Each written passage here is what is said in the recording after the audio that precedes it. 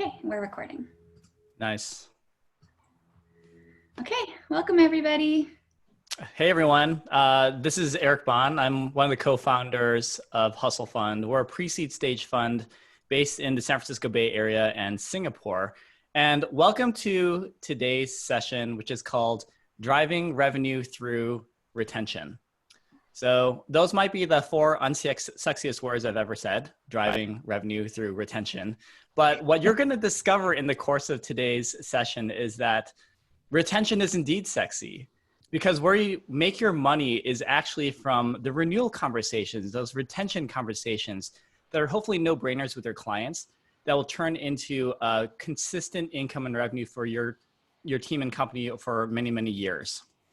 So before we get into introducing, I guess, the content for today and today's speaker, Elizabeth, by the way, we're very lucky because I'm going to shut up very soon and have my awesome co-founder speak. She is an expert on this subject and you'll enjoy her much more. But before that, I wanted to first call out that we can't put together this event today without an important partner, which is NetSuite, who is co-sponsoring today's event. So a little bit about NetSuite. NetSuite gives companies real-time visibility into financial and consumer data that's crucial for improving customer retention and overall business health. On a single cloud-based platform, NetSuite offers 360-degree financial visibility, improved revenue recognition capabilities, key insights into consumer behavior, and more, so you can clearly identify why customers are returning to your brand and build on the strategies that are driving success. With pre-configured KPIs and value-driven dashboards for daily and strategic needs, NetSuite gives every early-stage company like you the visibility and control to stay resilient and drive customer retention. So I'm happy to report that we have a very large portfolio of companies here at Hustle Fund, and many of our founders are happy NetSuite customers. So I encourage you to check out netsuite.com. And thank you again, NetSuite, for allowing us to put this together. So before we hand it over to Elizabeth to introduce the agenda, I just wanted to make a quick mechanical note that this is a Zoom conference today. Zoom is a web video hosting platform that you may have heard of before, a little mom and pop business. And hopefully you guys are familiar with some of the mechanics of how Zoom works. We're going to be focusing your questions on the Q&A box, which I think is one of the little buttons on the bottom right of your view right now. So if you have a question at any time, please go ahead and submit it there, more so than the chat. We're not going to be able to monitor the chat as well. At the end of today's session, we're going to have time reserved for Q&A to answer your questions. And our awesome head of marketing, Kara, is also available today to help to lead that section. And we'll try to get through as many of your questions as possible. Okay, so I think I've done enough talking. It's my pleasure to hand it over to my D-list celebrity friend and co-founder, Elizabeth, to introduce today's session. Here you go, Elizabeth. Thanks, Eric. All right. Well, good morning, everyone. And I know that many of you are coming from many places, so thanks for staying up late or getting up super early. We'll just hop right into it.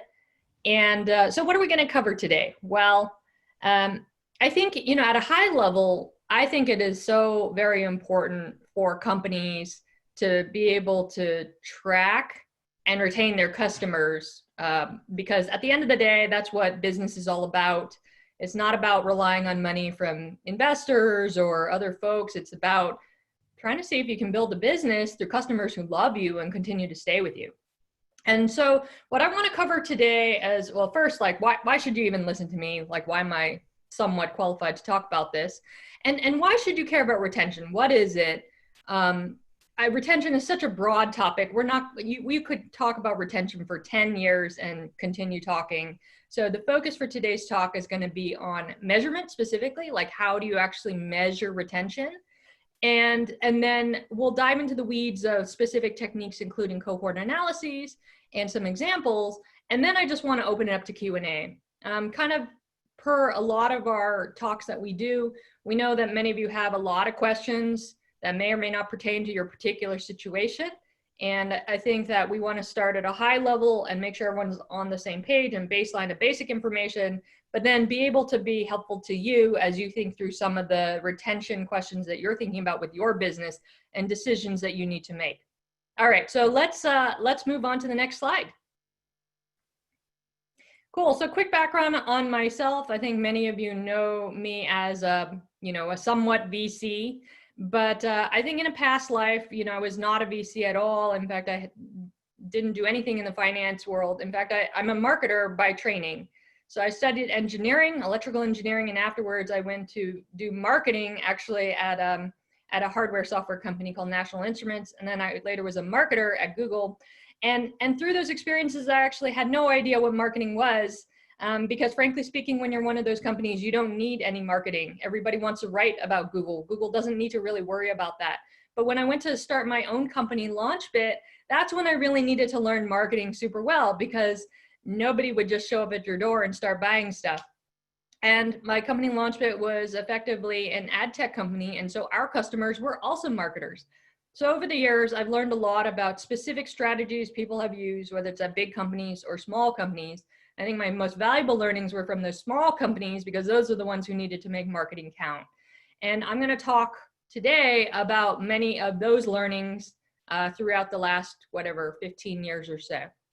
So let's move on and dig into the meat of this. So first off, why should you care about retention? What exactly is this? And this is a bit of a rhetorical question. Maybe if you want to move to the chat, I do have the chat window open.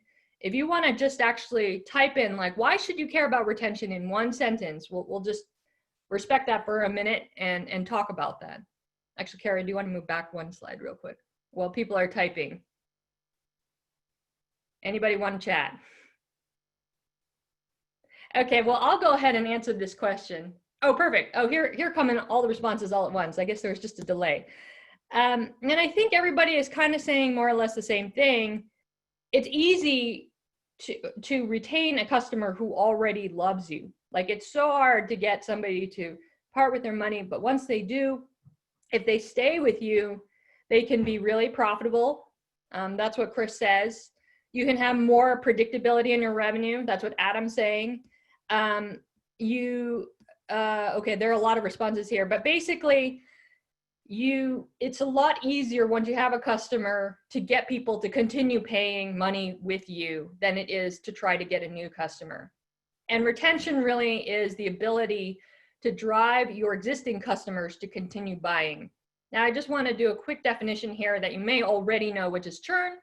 And that is essentially the opposite of that, which is the rate at which customers stop buying from you.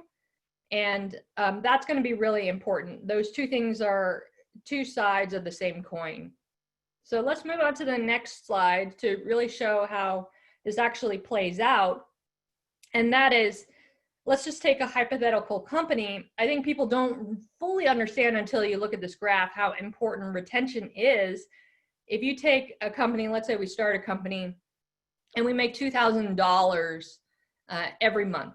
So just new $2,000 that recurs. So we're building on top of money that we have made before. And so we bring in a new customer, brings in $2,000 of new recurring monthly revenue every month, but there is churn. People don't stay with you forever. If you were to graph that out, this is the graph that you would get. And big props to Profit Well for putting this on their blog. I thought that this graph was nicely done. You can see that actually churn here makes a big difference, where if you have 5% churn, you can see that your business really, you're just constantly trying to replace all the people who are leaving. But if you just have a little bit less churn, and if you're actually upselling, you can see that you can start to get some scale on this business. So in other words, the churn alone, like never mind the revenue, the churn alone, your ability to keep your existing customers coming back and paying matters a lot for how much money you will make. And if you look at the timeline on this, it even shows up on relatively short timescales. In the first year, maybe it doesn't really show up, but certainly if you look at 2018 on this chart, there's a big difference between the top line and the bottom line. And it only goes up from there. So retention is really important. All right, let's move on Now, I think one of the challenges with retention is that people tend to look at retention in very broad swaths that are not specific enough. And as such, people are not able to do a deep dive into how to improve your retention. So I like to think of marketing as really building a system. Some of you may have heard me use the word marketing machine. Like that is what I think we all aspire to do. We all aspire to build a system that is effectively a marketing machine where there are some inputs and then there's some outputs, and hopefully it's repeatable, where the outputs, of course, are better than the inputs. Like if you put in $1, can you get $1 out? Can you do that relatively quickly? Can you rinse and repeat that machine? And while you're building this machine, it's really important to know, like, how can I debug this machine? Especially in the beginning, you're not going to be able to get it right. And even once you kind of get something working, like being able to put in $1 and get $1 out, you want to optimize it so that way you can get $2 out, $3 out, etc. And you have to really know how to go into this quote machine and debug it. So I would really actually kind of adopt a little bit of an engineering mindset here, which is like, how are we going to improve our retention? And I think this is kind of the key piece that a lot of people who don't have marketing backgrounds don't think about or don't know how to think about. And frankly speaking, there are not a lot of materials on the web on how to think about this. So that's what we're really going to do a deeper dive into here. So next slide, please. So right now, I want to talk about a technique called cohort analysis that will help you figure out if you are getting better or worse. And I'd say that, you know, there are many different ways that you can slice and dice, let's just call it your marketing machine. I think the two most important dimensions to think about slicing and dicing, let's just call it your customer data. One is by customer acquisition channel, which is, you know, like how do customers differ based on ad channels versus SEO versus, you know, other ways that they can come in to your website. But the other dimension that I think is equally important to slice and dice by, and that's what we're going to be focusing on here, is by time. You know, if you were to segment your customers by who came in January versus who came in February versus who came in March, and how their behavior occurs across the year, you may see differences, or you should see differences. And if you are getting better, what you will see is that the people who came in January, you know, they may not have great behavior. They may not be very engaged. They may not be spending very much money. They may be leaving your service. But then hopefully if you're improving your product or your service or improving the messaging or whatever it is, the group that came in February or March, hopefully you see better behavior from them. They're spending more. They are staying longer. They, you know, they're more engaged with your product. They love you more, etc. And so that's really what you want to understand. Are you getting better or worse? And if we look at it from this dimension of time, cohort analysis is a great way to do that. So here you see basically a graph. This is what cohort analysis is. And if we were to look at it from the lens that I just described, where you can see in this hypothetical example, and thank you to Visible for this graph, people who came in, the 37 customers who became customers in Q1 in 2017, in Q1, of course, by definition, which was, you know, when they came in and became a customer, 100% of them were retained. And that makes sense. That's when they came in and became a customer.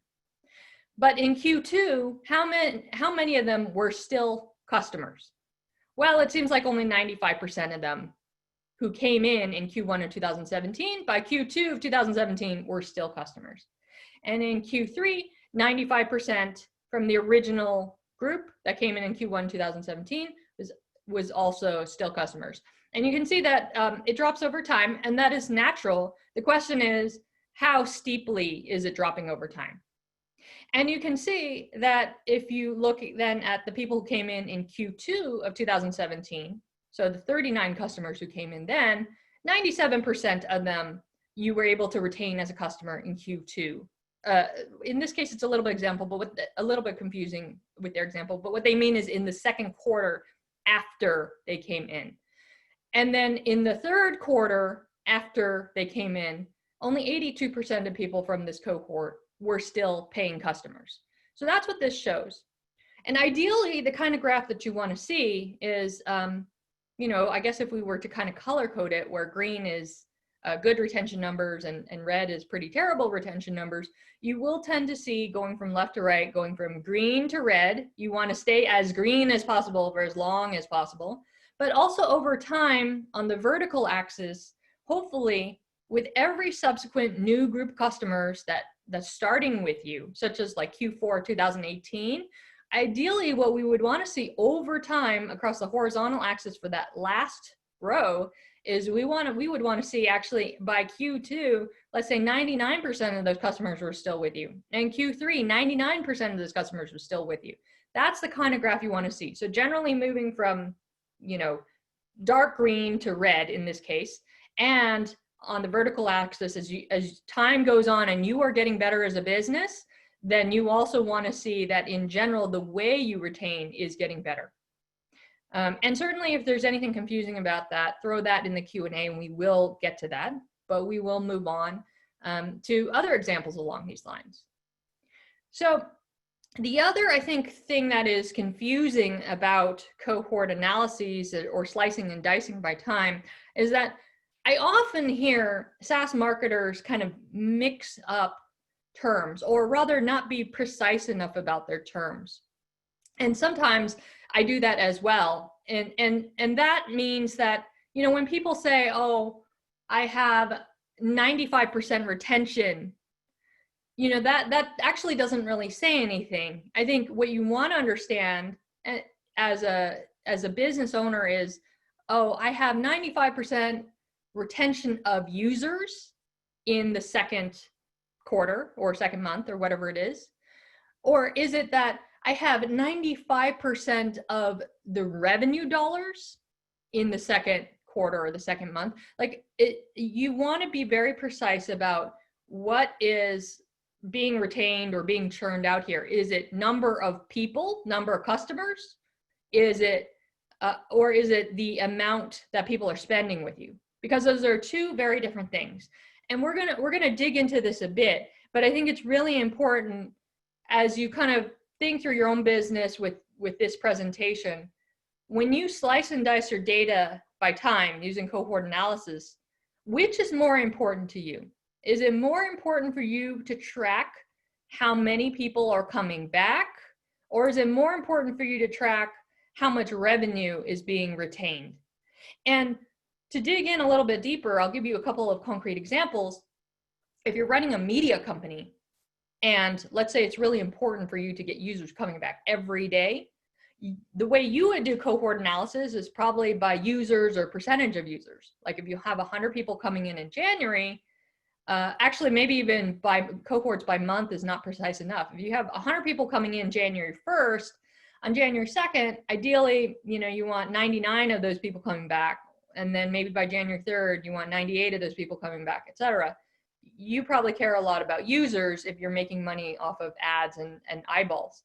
But if you're a SaaS company, very often people want to know, how does this break down by revenue? Because it's inevitable that your customers are going to churn after a while. But one of the interesting things, if you read some of the public filings for some SaaS companies, large enterprise SaaS companies, is you see retention numbers of, you know, 110% or 130%. Well, what are people referring to there? Your cohort starts at 100 customers. You can't go up from there. That's, you know, there's no way to increase the number of users who came in January by definition, but you can increase the dollar amounts. Like if the 100 people who came in January spent $100 with you, maybe some of those people churn, but that's okay, because maybe the people who become power users end up spending more with you because you're cross-selling other products or you're upselling products. And so for a lot of SaaS companies, doing cohort analysis by revenue is actually the more important number. Who cares, like how many, well, not who cares, but you care less about how many people, how many specific people or how many specific companies churn with you, and you care a lot more about how much people are spending with you over time. So let's just kind of keep that in mind and be precise in our language as we're talking about cohort analysis. All right, next slide, please. So You can also do this exercise of cohort analysis across time based on channel. So you can create a cohort analysis like we showed in the graphs before for your specific channels. So for example, you would say, for my Google Ads, this is what my cohort analysis looks like. For my SEO, this is what my cohort analysis looks like. And you may actually find that there are interesting differences. Like you may find that people are more retained over time if they came in from some channel versus another. And that if you have enough data, let's say you're a seed stage company and you're generating, I don't know, call it $10,000 per month or more, like I think you probably start to have enough data to be able to look at that and really assess, where should I be spending my time and my energy, and doubling down in channels that are seemingly working or seemingly promising based on the customer behavior specifically from that channel over time. Next slide, please.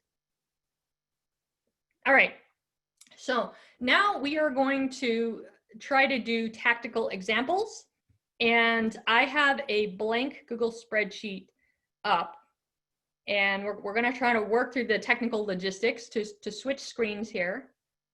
Should I go ahead and share my screen? Yeah, let's do it. All right.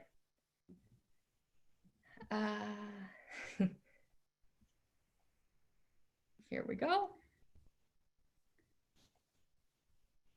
Share. Can everyone see this blank spreadsheet? Yeah, looks good. All right, great. So we're gonna dig into this a little bit and actually, do cohort analysis on a fake company, essentially. And let's just say that, we've got a couple of examples. So let's say we've got like a media company. And we will have cohorts. You can slice and dice your time segments by whatever you want. So for a media company, maybe we have enough people coming in every day to be able to analyze the groups of people by day. So this, you can slice and dice by, let's say, day. But it wouldn't be wrong to slice and dice by week either. So this is totally up to you. I would just think about what do you think makes sense for your business? And for many, let's say SaaS businesses, slicing and dicing by month makes a lot of sense. But for media companies, maybe slicing and dicing by day makes more sense. For e-commerce, of course, depending on how many sales you have, it could be slicing and dicing by week or whatever it is. Obviously, the bigger your company and the more data you have, you may actually segment your cohorts into smaller chunks if you start to have thousands of customers coming in every day. But in any event, what you would do is you would essentially come up with time on the left column. And then you want to understand, okay, we want to check how retained people are over time and what time periods make sense for that. Well, in this case, it could be how many people are coming in daily. So there's day 1, there's day 2, there's day 3, there's day 4, there's day 5, and you can send that out as far as you want, like how many people come in at the end of the year for this first group. And then what you want to do is say, okay, well, let's say that we had 100 people coming in on that first day. And then we check back, like for people who came in on that first day for the very first time, how many of them are coming back again on day 2? And maybe it's like 50 people. And then on day 3, this is the tricky part. It's not how many people came back on all the days. It's still just comparing to the people who came in on January 1st, how many people are coming in on day 3. So in fact, it could actually be a different subset of people. Like, let's say that it's 50. It may be a different group of 50 people than the people who came in on day 2. But this is what you would do. And then similarly, so we would carry this all out until however far you want to do your cohort analysis for. And we can talk about, how many days is useful. But on the vertical axis, we also want to look at for people who came in on January 2nd. So let's say that 60 people came in on January 2nd. What you want to do is on day 2, the next day after January 2nd, how many people came in? And maybe that number is 20 And again, on day 3, relative to January 2nd, how many people came in. So that's the exercise that you would do. And you would do that all across. Now, you might be wondering, how do I get these numbers? So what I'm going to do is I'm going to take you to our Google Analytics. Oh, I guess this is the wrong one. I'm going to go to our Google Analytics here. Can you see my screen? Great. So in Google Analytics, they actually do have a cohort functionality. And I would say that it's actually pretty terrible. And I'll show you why, and we can all walk through that. And so I really struggled with, what do I recommend to startups? Like, what do I even recommend to my own portfolio companies as they're thinking through this? Like, how do you actually put this spreadsheet together and get the data? And it ends up being a little bit kludgy, but I'm going to show you my kludgy method, but it's completely free, and that's why it is kludgy. You can certainly pay for much better solutions, but it will cost you more. So for example, some of our companies that are further along use Amplitude, and some of the higher end tools like that will just take care of everything for you. But if you are on a shoestring budget and you want to do everything for free, then this is how I would do it. So everybody can set up Google Analytics for free. And you'll see that we are actually looking at the Hustle Fund site. And you can see here that on the left, there are all these different tabs that you can pick. And there is a Cohort Analysis tab under Audience. You can see it is in beta, and you'll find out why it's in beta in a second. So we're just loading our page here. And we can do the same exercise and get the data directly in Google Analytics as what I just did in spreadsheets, where you can select your cohort by the day that people were acquired. Either they came to your site or they made a purchase. You can change the cohort size as we discussed. You could do it by day, you could do it by week, you could do it by month, depending on the nature of your company. And then you can pick what you want to measure by. So like on day 2, is it how many people bought again? Is it how many people came to your site? Stuff like that. And so you can see, you can set up even goals with goal tracking in Google Analytics and that kind of thing. So, and then you can lastly pick your date range. So let's say 30 days out. Great. So you can see here, this is our data. This is actually live real data. So you can see how many people come to the Hustle Fund site. You can see that this would, running this website is probably not a good business for us. We would generate no ad revenue. But you can see here how this works. So on May 24th, there were 81 people who came in. And then the next day on May 25th, only 3 of those people came back. And then the day after that, 3 people, we don't know if it's the same 3 people, came in. And you can see it just kind of goes to 0. Like basically nobody comes back to the Hustle Fund site. Like we're just not that interesting. And then again, going down the vertical axis, if we were, let's say, a blog or something, hopefully things would get better over time where we are doing a better job retaining people like who come in June. So that's how you can do this in Google Analytics. And you might think, well, that's relatively straightforward. I just have to click on that tab on the left and make sure that I set up the filters right, and that's great. But here's the problem. The problem is the data that they can track only goes back so far. So let's say that you are a SaaS company and you want to measure by month. And let's say we want to measure by revenue. This is going to be challenging because we don't actually charge on the Hustle Fund site, but we still can only go back 3 months. So this is basically the limit to our cohort analysis here that you can do, which is for people who came in this March group, we can track how many people made a purchase, certainly in March, and then April, then May, and then June. And that's it. That's as far as the data will go. Same with April and May. So the problem is this data doesn't go back that far, so it's not very useful, especially for those of you who have been around longer than 3 months. So my recommendation to you is This is a relatively straightforward exercise to do in Google. And what I would do is I would combine this with Google Spreadsheets if you want a free solution, and just come back to your Google Analytics and whatever numbers are in here, assuming you have it set up correctly. Then I would duplicate the work in spreadsheets, type it out, and then just manually record the numbers that you see there every month, if that's your cohort, or every day, or whatever it is. And you'll see that data will start to fall off of Google Analytics, which is why you need to record it here so that you don't lose that information. And that's how I would sort of kludge this, by basically putting the two together. And that's how you can actually do your cohort analysis. And we'll go ahead and do one more example, which is, let's say that we have a SaaS company, and I've kind of already alluded to this before, but I want to make sure that it's extra clear for people who are running SaaS businesses, which is we can do something very similar to what we did at the media company. And maybe we are tracking people by month. So who comes in January, and who comes in February, and who comes in March.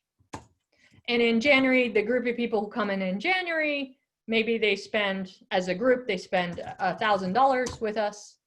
And this is a revenue-based example.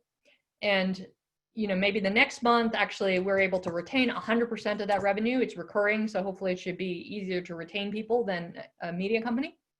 But then let's say a bunch of people don't like the product all of a sudden, we made some changes, it broke, etc. And now everybody left.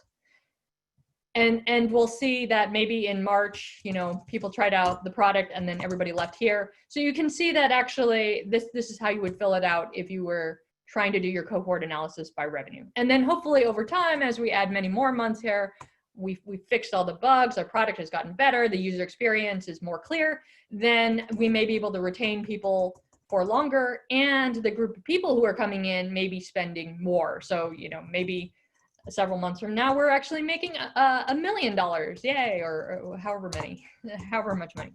And people are being retained quite well. So that's what this would look like over time. Hey, Elizabeth? Yeah.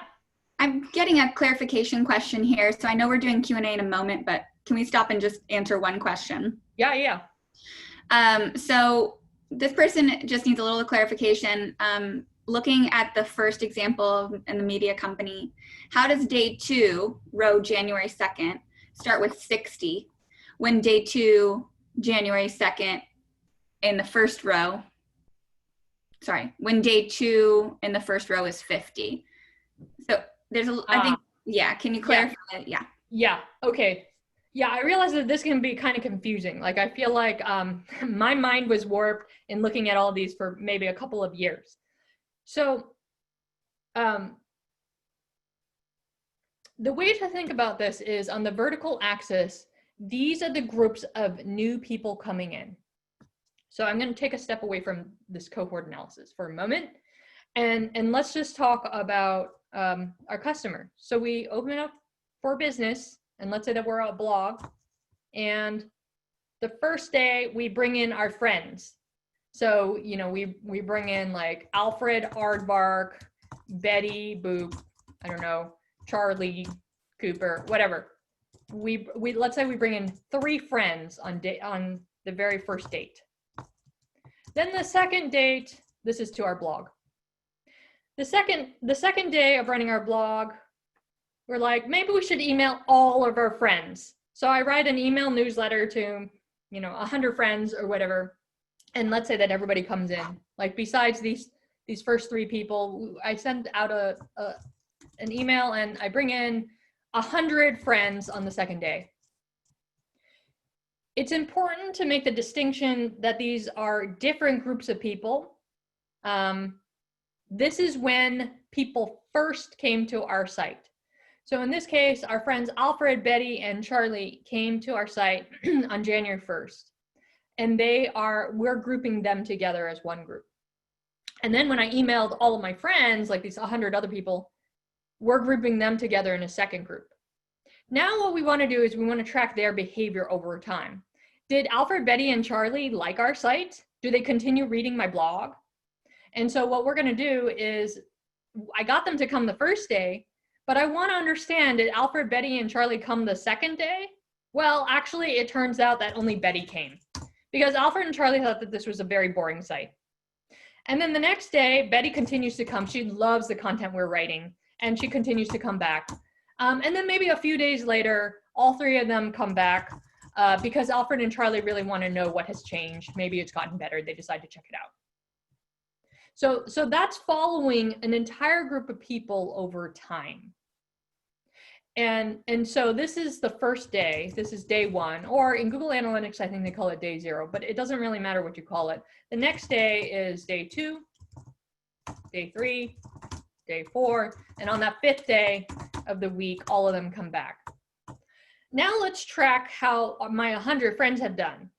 So I sent out the email newsletter to them a day later, so they got a slightly different experience from the first 3 friends because they were not there on day 1. And day 1, my site was down all the time. It was a bad experience, and that's why Alfred and Charlie didn't come back, and it was boring, etc.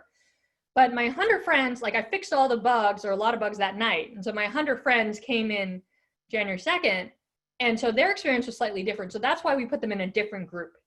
And let's see how their experience fares over time. And it turns out that actually it was great that I fixed all those bugs because you know, my 100 friends love it and they keep on coming back.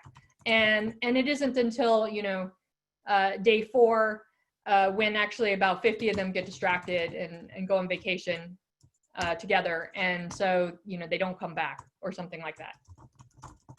So the point here is a couple things. One is on the left axis, each of these rows represents like a different group of people. You can never be a first-time visitor or a first-time customer in multiple days, right? Almost by definition, that's not possible. You can only be a first-time customer once in your life.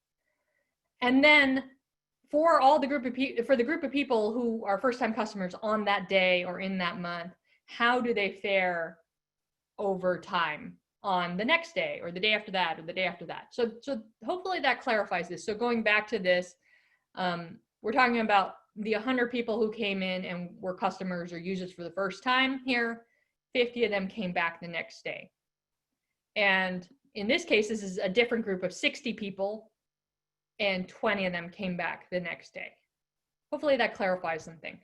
But throw more questions in there if it doesn't, because I realize it's really confusing because you have both days this way and days that way, or months this way, months that way, like what is what? Thank you, Elizabeth. I just checked in with the person who asked that question, and they said that it does make sense. And if he has follow-up, he'll wait for the AMA and put him in the Q&A box. Okay. Well, I think let's go back to the slides. And I actually think that we're at the end, but oh, I'm still sharing my screen. Do I?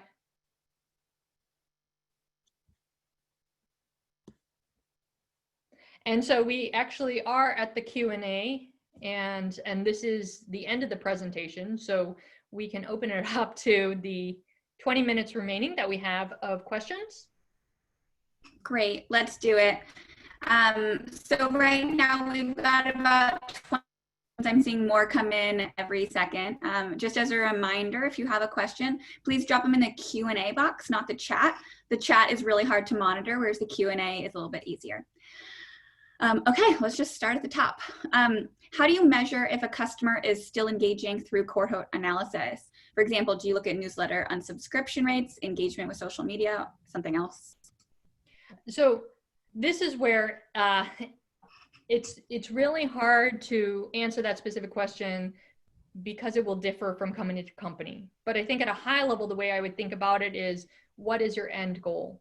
So for subscription companies, I can almost say with confidence, your end goal is probably revenue. Maybe the same with e-commerce companies. Like hopefully the end goal is to sell. So for those folks, that's what you want to be measuring over time, revenue. Now, if you are running a media company, then I think it kind of also depends on what your goal is. Obviously, at some point you do want to make revenue, but what are the drivers for revenue? And if you are an ad-supported model, then maybe it is number of people who come back to certain pages. But if you're, let's say, an email newsletter company, maybe it's number of people who convert with their email address, like signups. So it will vary a lot across the board with this audience. Okay. And then someone is curious about a marketplace approach. So looking at a business for like who's B2B to C.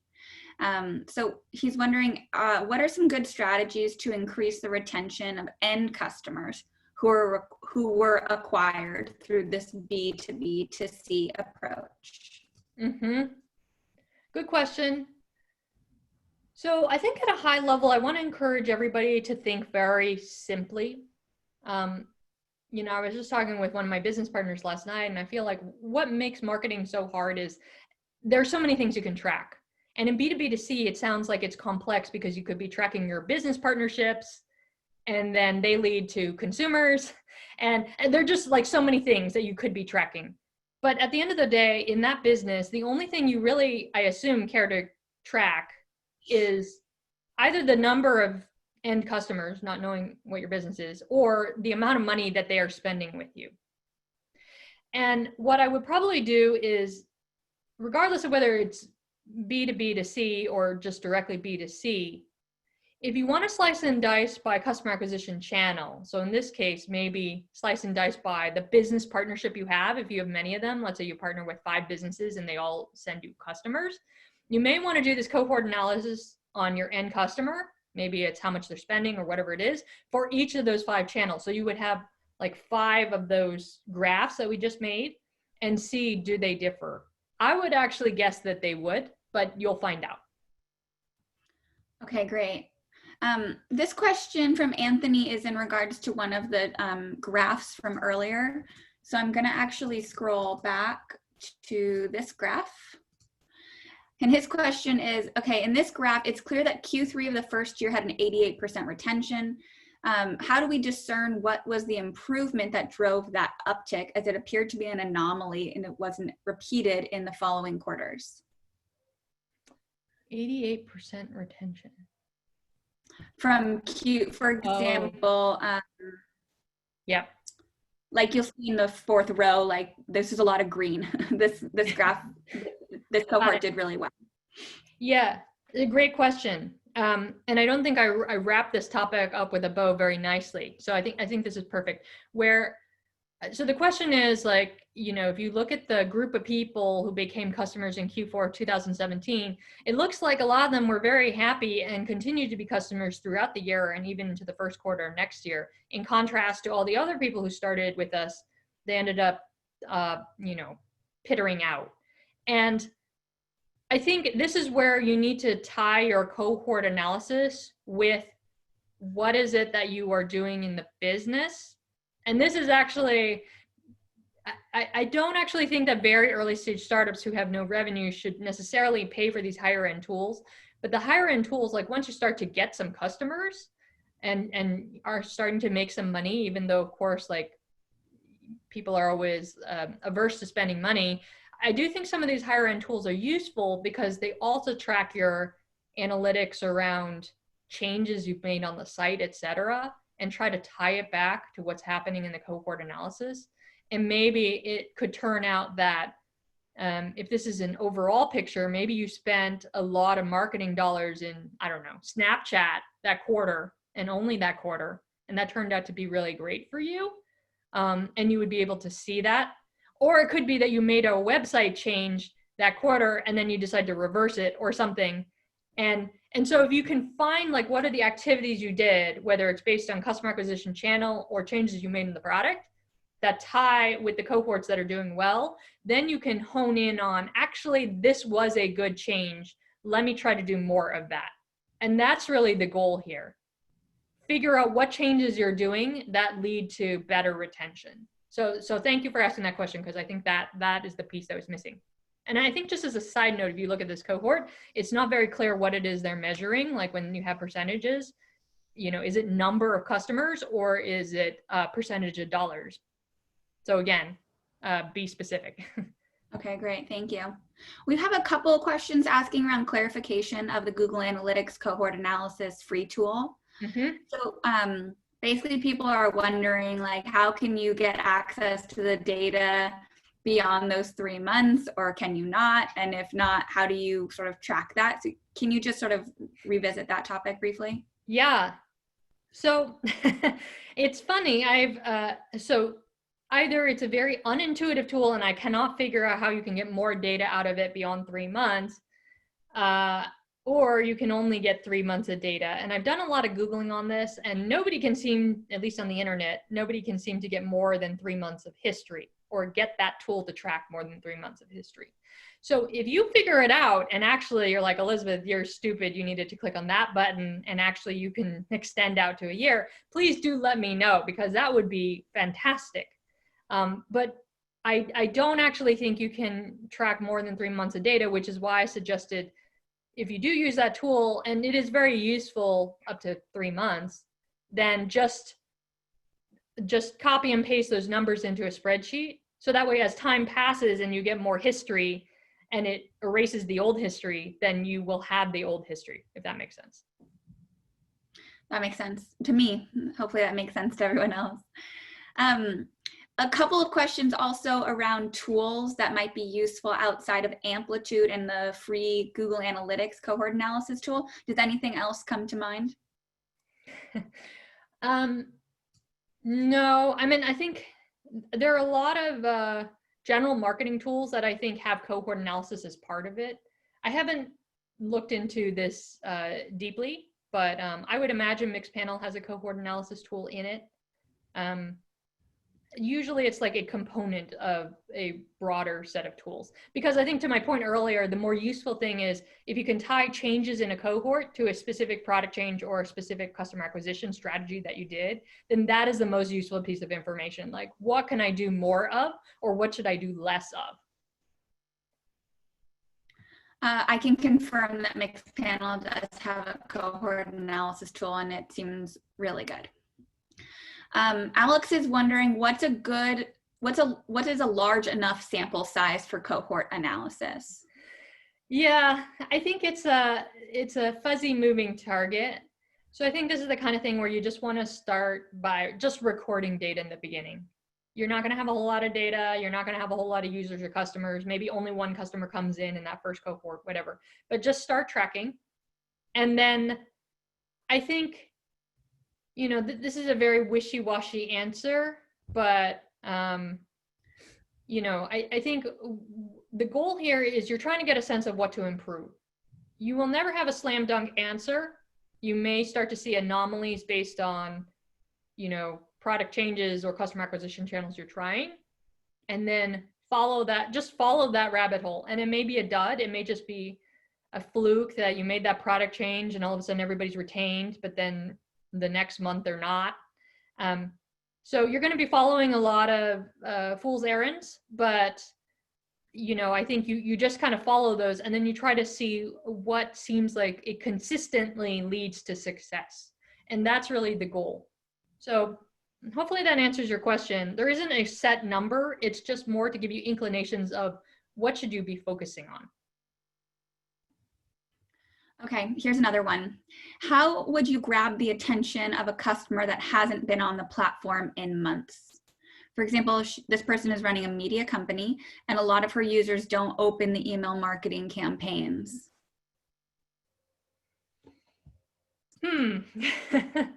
Well, so in debugging your marketing, you know, I think it's important to kind of go through all the questions of why is it?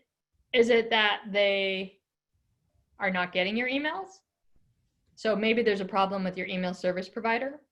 Is it that they are getting your emails, but your subject line is bad, so they're not opening? Is it that they are opening, but then they're not clicking, so your open rate is good, but they're not clicking? So that's kind of the line of thinking that I would take to try to really hone in where is the problem. If it looks like they are not even opening to begin with, my hunch is it's probably you have a problem with your email service provider, or it's been so long since you've emailed them that they don't even remember who you are and they're not opening, or they don't care. And in which case you can change up the email service provider, but if you've tried changing up the subject line and all this other stuff to try to get people to even open, and that's not working after changing email service providers, then it may be very challenging to get them back. And but I would try all those things and kind of look at each of those methodically before jumping to conclusions. Okay. This is sort of a follow-up to that question and maybe a little bit of a repeat, but I think it's worth looking into. So Clarence is wondering if there are tools or methods that you can recommend to entrepreneurs to figure out why certain cohorts or certain timeframes aren't doing that well. Media company. Oh, for a media company? No, like beyond media companies. Oh, beyond media companies. And yeah, so I think that unfortunately, you're going to have to take a lot of shots in the dark, and there are going to be a lot of hypotheses that are wrong. So I think the framework I would use is sort of like, you know, what we all learned in school, like the scientific method, like what's our hypotheses? Well, this cohort doesn't seem to be doing well. Well, why is that? Maybe they're confused. That's one hypothesis. Maybe they don't find value. And then you need to go in and do some work to try to prove or disprove that. So if they're confused, I mean, I think in the beginning, there's a lot of high touch. So I would just email your users and try to hop on a call with them. Like if you're not seeing them come back, especially if it's not a media company, so you have their information and you're trying to, let's say, sell them something, hopefully you can have a chat with them, find out, you know, why they came in the first place. Did they find success in achieving that or whatever it is? You know, ask them sort of customer development-ish questions and then try to really get a sense of like what the problem is of why they're not retained. So I think this is just sort of a tool for you to kind of hone in on, you know, maybe hunches that you might have around maybe what customer acquisition channels work or what messaging works or what is good about your product or whatever it is or why people are using this. And then you have to formulate a hypothesis, and then you have to go and prove or disprove that. And that may just be manual in reaching out to people in those groups. Okay. Especially in the beginning. Okay, thank you. There are a number of questions around that. I'm not going to revisit this topic again. If you have a question related to this, it's a little different, feel free to throw it in the chat. There are a number of questions, Elizabeth, around like more specific metrics and how they might benefit fundraising. So the gist of these questions is basically, what number are around cohort analysis do you think that investors are looking for that would make them interested in a business that would impress them? Yeah. Actually, I'm not going to answer this question, but I want to refer people to a blog article. I think it was from the Lenny-san newsletter, which I think is actually a very good newsletter on Substack. He recently, this growth marketer named Lenny, recently wrote about retention benchmarks, and I thought it was actually quite accurate in terms of what VCs are looking at and what other companies have done, et cetera. So we'll go ahead and send that out. Perfect. We can include that in the email to everyone with the recording of this session. Just give that a couple of days for us. Okay, great. So Alex is asking, so he says retention is a lagging indicator. What leading indicators do you suggest your portfolios look at that correlate to retention? A lot of buzzwords in there. Leading indicators. Well, I'm not sure if this is what it's getting at. I mean, later on, especially for SaaS companies, if you have so many leads, like everyone's signing up for your product, but you're trying to figure out, like if you have one salesperson and they cannot call everybody, who should they call? I don't know if that's the question, but then this is where we kind of get into lead qualification and what makes for potentially good leads. And I think that honestly, that's probably not a problem for companies pre-Series A. Like I would actually focus more on the retention piece for companies who are pre-Series A. If you really knock that out of the park and all of a sudden you have like so much demand and you need to qualify people up front, then that's a great problem to have. And I think the gist I would say for lead qualification is just based on your past customers and the customer persona across them, or maybe the couple of customer personas across them, like, can you figure out if your leads have that? Like, do they work for a company that's size 50 to 100 that does X revenue per year in this industry and is director of marketing and has that title and all this other stuff. And you can create like a survey or a form that people have to fill out to make sure they're qualified. In fact, even Superhuman, which is not an enterprise company, does that. They have a form that you fill out when you get referred to make sure you're qualified. And in the beginning, if you didn't have an iPhone and you had an Android, they would automatically filter you out, like, sorry, this is not a good fit at this time, but we will email you when we have Android supported. Or whatever it is, like anything in there that you filled out, like, I want to solve this problem, then they would email you and say, we don't solve this problem today, but thank you. Smart. Okay, great. So there's a number of questions here, and this might have to be the last question depending on your answer. There's a number of questions in here around upselling or additional or another product within an organization sort of product line. How do you handle cohort tracking if a customer might be signing up for another product, switching products, or just being upsold on additional product? Yeah, great question. So I think the same applies.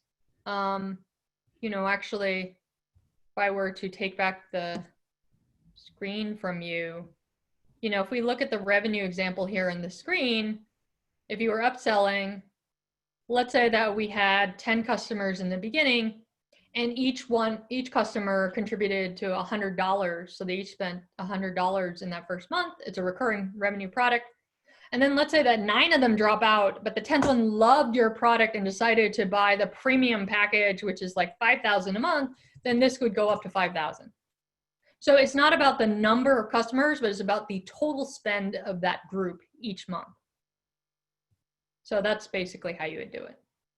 Great, thank you. Okay, I think we're basically at time, right, Kara, for today's session? Yeah, unfortunately, I'm sorry everybody who we didn't get to. There's so much great activity, a lot of excellent questions. Thank you so much for submitting those, and sorry that we can get to all of them, but hopefully we were able to cover a lot of the big themes that we saw. So again, a huge thank you to Elizabeth, my illustrious co-founder, for walking us through this analysis, this overview of retention. We've actually found, just as a team, it's really difficult for us to find materials that we can recommend consistently on teaching founders on how to do this. So we hope that this is an asset that you can return to in the future for your companies. And thank you, of course, Kara, for the excellent moderation and for producing this event. And finally, I'd like to reserve 2 more thank yous. So the first goes to NetSuite, our awesome partner, for helping us to put on today's event. Definitely encourage you to check out some of the retention tools that they offer at netsuite.com. And finally, of course, you, the founders and operators and builders out there who have spent your morning or your evening, early morning, super late evening with us to learn about this important topic. Thank you so much for your time and being a part of this community. And we hope to see you again in a future event. So see you soon. Bye. Bye.